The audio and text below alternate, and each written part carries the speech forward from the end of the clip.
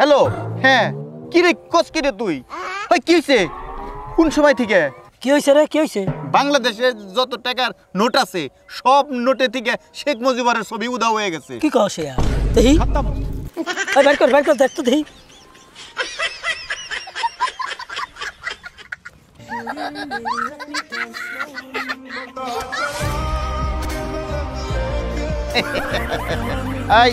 রহমান, এটা তোমার কাছে রাখো। প্রথম রোজায় বন্ধু বান্ধবরা সবাই মিলে ভিআইপি ইফতার করুম, ঠিক আছে? তুই পারছ রে? পারুম না কি করুম? তোরা একটু আগে কি ঘটনা করলি আমার মনে নাই?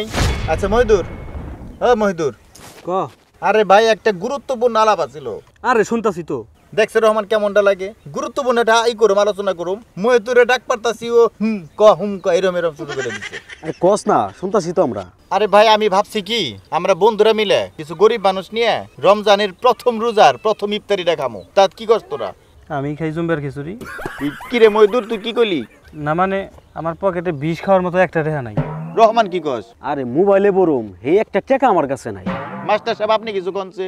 খালি পকেটে তো বাইরে ঠিক না, আমার পকেটে তো রে পয়সা করি নাই। আবির তুই কি কস? স্কুলের ফিস দিয়া পারি না, আবার ইফতারের টাকা কোন থেকে দিমু? বুঝছি, আমার সিস্টেমে ফেলান লাগবো, তাছাড়া উপায় নাই। এবার বুঝলি তো কেমন টেকনিকটা খাটাইলাম? তা নয় বুঝলাম, তুই কামটা করলি কি? তাই বলে তুই এইভাবে ছক্কা মেরে দিলি? কিন্তু আমার দুঃখ হইতেছে, তোরা এই সামান্য বিষয়টা নিয়ে এতবার একটা মিথ্যা কথা কইলি।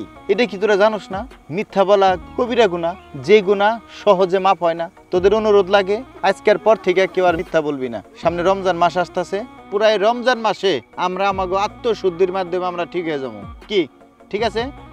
হুম।